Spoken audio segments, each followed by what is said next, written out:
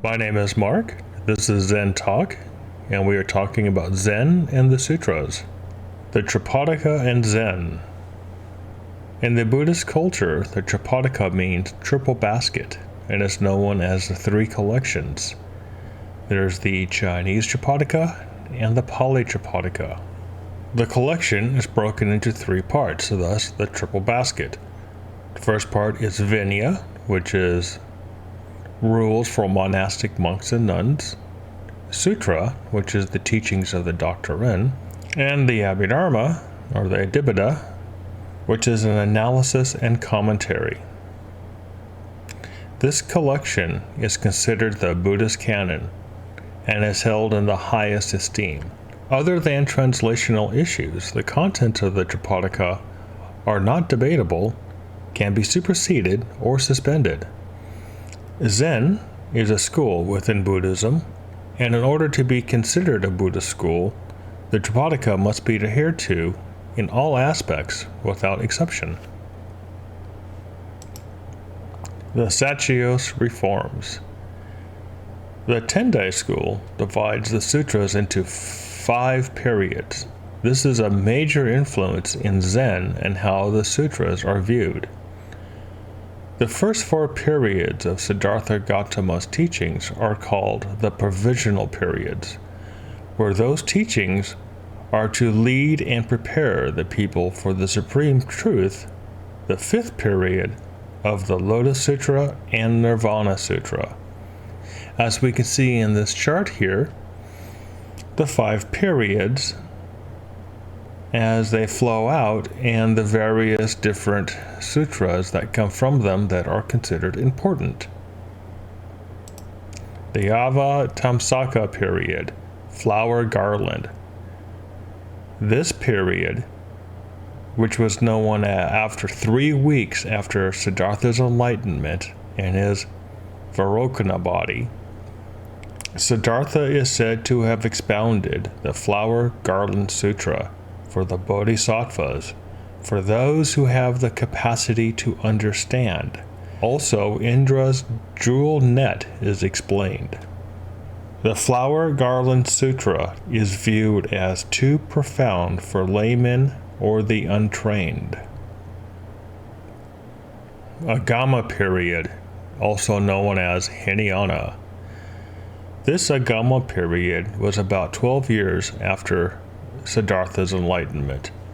In order to cultivate a way to develop the capacity for understanding of the disciples who were not yet ready for the Flower Garland Sutra, the 4 Agamas were expounded, basically all of the sutras contained in the Theravada canon or Tripitaka.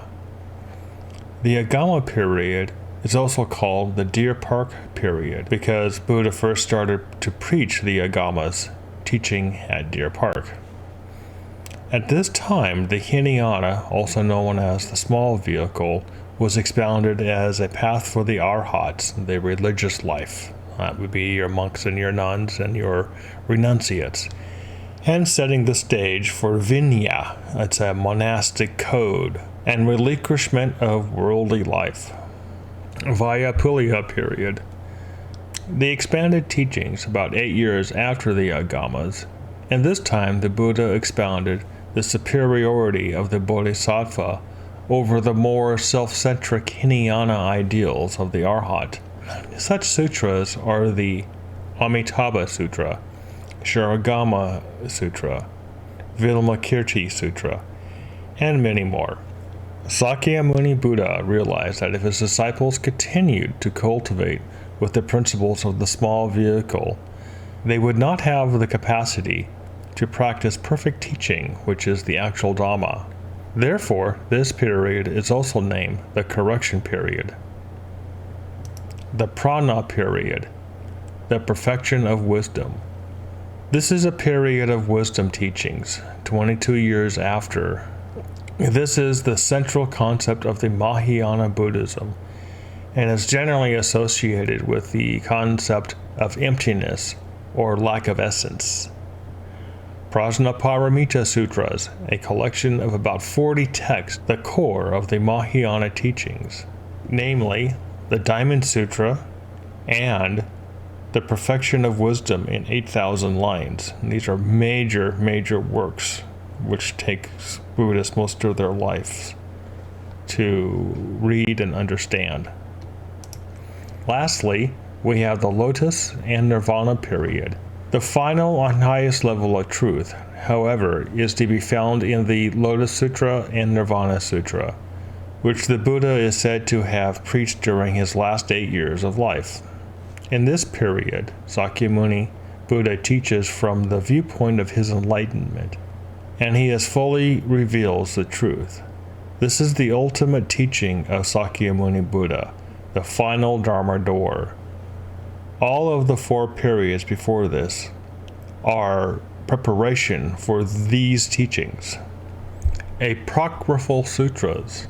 The word apocryphal is borrowed from the Christians, and where books of the Bible were omitted because they were deemed as spurious works. All in all, there are over 528 sutras, most deemed as apocryphal.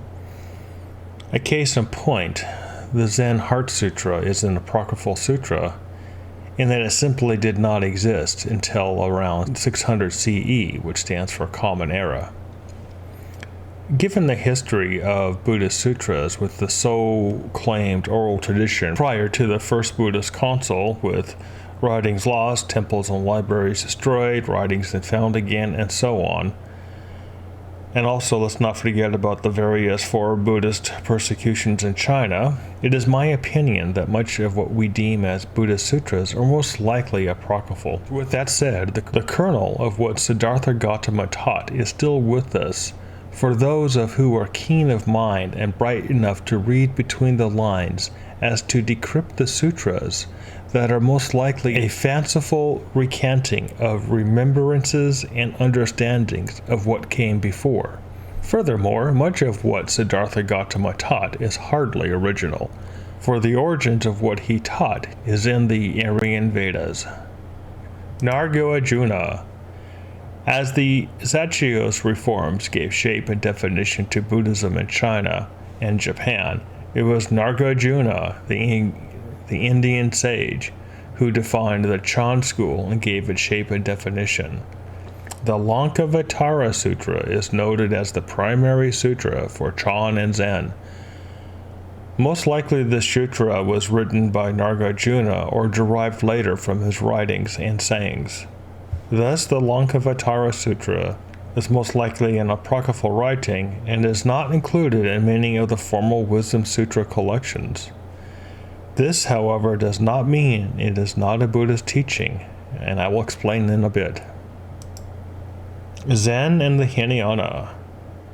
From what I can gather, Buddhism came to China around 25 AD in the Ming Dynasty. The practice of Vinaya, which is known more as a Hinayana aspect of Buddhism, was never taken seriously and viewed as a lesser teaching, and seen more as suggestions than actual rules to follow. The Chinese went on to create their own forms, customs, and mannerisms within Buddhism that never existed in the Indo-Aryan Buddhism. That would be that of India, Pakistan, and Iran, as well as creating their own monastic institutions and ecclesiastical laws that provincial governments actually enforced on monks and nuns and the laity. Later, as Zen entered Japan, Dogen's reforms, as well as the Meiji Restoration, makes further changes that separates Japanese Zen as unique and apart from Chinese Chan.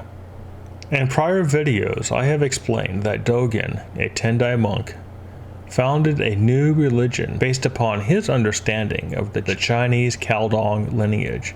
His political prominence in Japan, along with his new religion, prompted Zen to take a new direction under political favoritism over the other schools of Zen in Japan.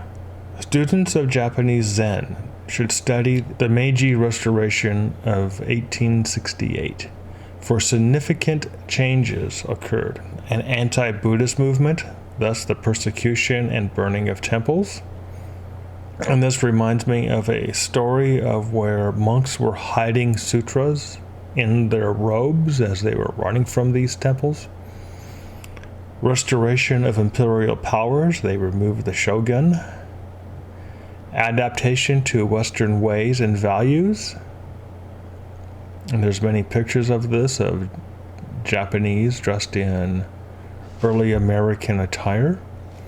Secularization of the Dharma, which means dumbing it down. And teaching a secular Buddhism, one that was more society-oriented and not temple and spiritual, that for the spiritual life. In 1872, the Meiji government issued the famous proclamation 133 on April 25th, which said, "Hereafter monks may freely eat meat, marry, keep an heir. Furthermore, there be no penalty if they wear ordinary clothing when not engaged in religious activities." And let's also remember that the governments in Japan controlled the temples, and they controlled the ordinations, and they controlled who could be ordained, just as the Chinese imperial government controlled Buddhism in China. After World War II, Japanese Buddhism became even more nihilistic and secular in nature. The core of Zen, the story of Buddhism and Chan through the Far East, shows us a religious philosophy that has undergone many changes through religious reforms and political struggles. What we have today is the result of this story. And yes, the Zen I practice is unrecognizable as Buddhism to a current-day Theravadan bhikkhu, yet what the bhikkhu practices would be considered as Hinayana, an archaic throwback to an uneducated people to prepare them for the true teachings. Yet if you believe in Indra's.net, that we are all interconnected, then you know that the enlightenment of Siddhartha Gautama is then within all of us, that Buddha nature. And that if you believe that others also achieved this enlightenment of Siddhartha and passed on that enlightenment through their writings and sayings that may have been rolled up into the so-claimed sutras, then you can see that the Vairocana, the embodiment of the celestial Buddha, is still here and still preaching the Dharma. As I ponder the history of the Far Eastern Buddhism, it is clear to me that the politics both in China and Japan have greatly shaped what we know as Zen today. Though much of what passes as Zen is highly secularized teachings, meaning dumbed down, and oriented to a social mandates, there is the esoteric thread still within that those with a keen mind and any sense of the Buddha Dharma within can see for themselves. It is this thread of the Dharma that still remains, however slight it may be, that I point to as proof that the Vairocana Buddha is still with us, still teaching, still emerging. To see this Vairocana Buddha, all it takes is belief and a bit of faith. For when you see the thread of the Dharma, it will lead you to the Bodhi tree where the Buddha is still teaching, and where you can take your vows directly before the Buddha and walk the path of Zen. All right, thank you very much for listening to my presentation. Please remember to like and subscribe.